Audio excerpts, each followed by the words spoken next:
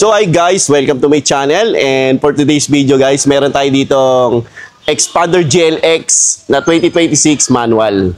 So silipin natin kung ano yung mga nabago dito sa Xpander GLX manual na 2026. Tara guys, samahan nyo ako.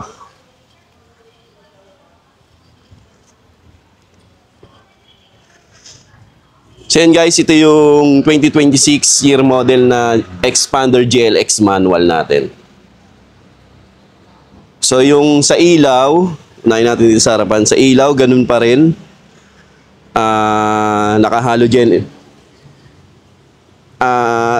headlight siya. Then meron pa rin siyang backlight pero halogen. Pero yung grill, nabago yung design ng grill.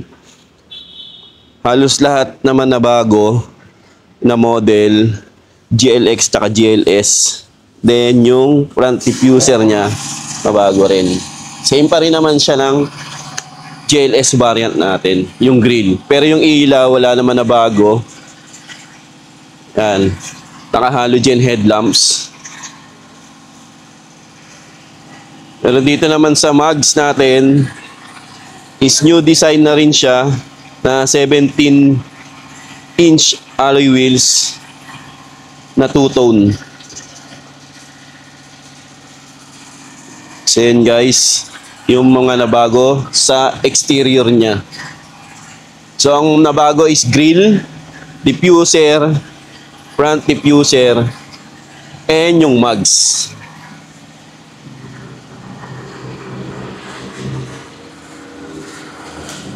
Yan, door handle niya, tsaka side mirror, body color pa rin. Then keyless entry with alarm to. So, ganito yung susi niya. Same pa rin naman. Yan. Sa steering wheel, ito yung steering wheel niya. 3-spoke pero hindi siya leather up. Urethane lang. Tilt and telescopic pa rin. Yung steering wheel niya parang nabago eh. Yan. Yung design. Tapos, instrument meter cluster niya is white lit. Instrument meter cluster. Tapos, 7-inch pa rin na ano to? Na Apple CarPlay and Android Auto. Yung infotainment system niya. Yan. Apple CarPlay and Android Auto na rin to. Pero hindi siya wireless ah. Yung sa GLS kasi natin wireless, tsaka sa Xpander Plus. Yan, aircon, ganun pa rin. Dual airbag pa rin siya. Wala namang pinagbago dito sa dashboard. Ganun pa rin. Handbrake, 5-speed manual. So, fabric seat material. Same pa rin.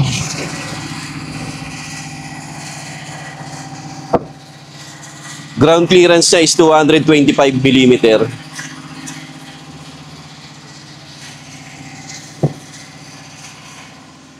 Tingnan natin.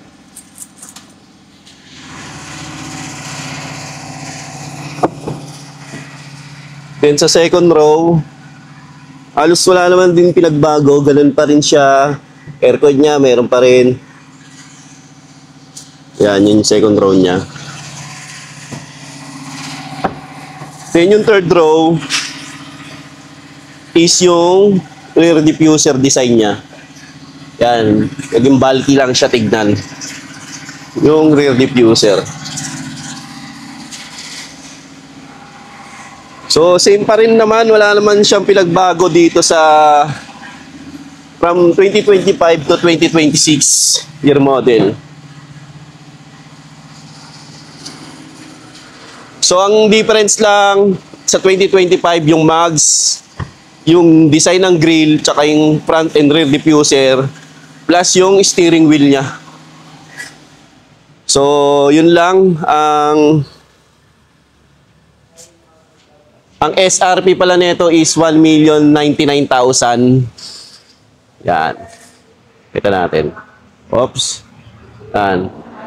SRP pala niya is 1,099,000. Tapos ang down payment natin is 30,000 down payment.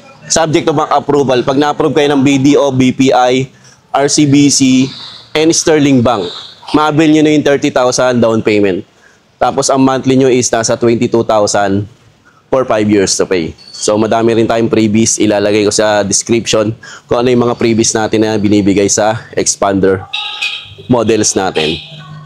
So yun lang guys, konti lang naman difference ang pinagbago sa 2026 na GLX manual. And ensure ako sa automatic, ganun din. Parehas lang sila na automatic transmission na GLX variant. Tapos, ang kulay pala nito is ganun pa rin, black, silver, gray. Jet black mica, blade silver metallic, and gray, graphite gray metallic. So, ayan guys. Ba?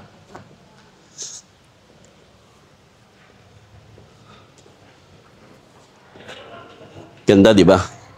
Kahit manual siya, ganda. Yan. So, yun lang guys. Message nyo lang ako sa number ko sa 0906-441-0985 and subscribe na rin kayo sa YouTube channel ko. Bye guys.